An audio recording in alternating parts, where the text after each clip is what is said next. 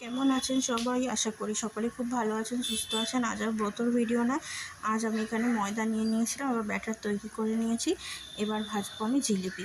এটা রথের দিনের একটা ভিডিও ছিল। তো দেখুন, বাজারে জিলিপি সবসময় তো গুড়ের পাওয়া যায় না, রথের সময় যদিও পাওয়া যাচ্ছিলো। আর গুড়ের জিলিপিটা আমি একটু বেশিই ভালোবাসি।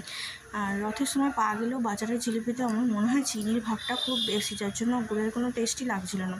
ওই কারণে বাজার থেকে গুড় কিনে এনে রস তৈরি করে জিলিপি ভাজতে লেগে গেলাম। আর আমার মাথায় যেটাই ঝোঁক চাপে সেটাই করবার ইচ্ছা, যতই কষ্ট হোক আর যাই হোক।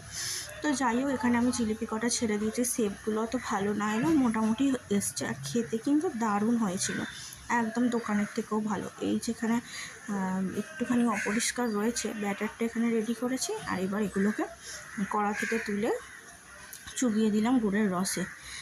আর দেখুন, একটু চেপে চেপে ধরতে হয় যাতে গুড়টা ভালোভাবে ঢোকে জিলিপির মধ্যে।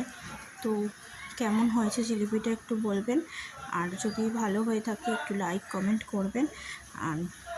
আর এখানে দেখুন, সমস্ত জিলিপি ভাজা হয়ে গেছে, রেডি হয়ে গেছে। একই প্রসেসে ভেজে নিয়েছি। আর ভালো লাগলে পাশে থাকবেন। Thank you.